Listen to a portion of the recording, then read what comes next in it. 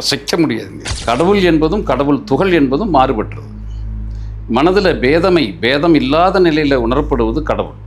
நான் என்றும் நீ என்றும், அது என்றும் இது என்றும், அங்கே என்றும் இங்கே என்றும், அப்போதென்றும் இப்போதென்றும், இப்படி பல்வேறு பேதங்களால் நம்ம சித்தரிக்கிற தன்மைகள் இரட்டைகளாக இருக்குது. இந்த இரட்டைகளை கடந்தது கடவுள். இப்போ கடவுள் துகள் அப்படின்னு சொல்லும்போதே கடவுள் வேறாகவும் துகள் வேறாகவும் இருப்பதை உணரணும். கடவுளுடைய படைப்புகள் எதுவாக இருந்தாலும் நன்மையும் கொடுக்கும், தீமையும் கொடுக்கும். இப்போ கடவுள் துகள்னு சொல்லிட்டா அந்த துகள் விஞ்ஞான ரீதியாக நீங்கள் அந்த துகளை பிரித்து தான் கடவுள் துகள், அதை பிரிச்சிங்கன்னா நிச்சயமாக இட் இஸ் அ கிரியேஷனாக இருக்குது.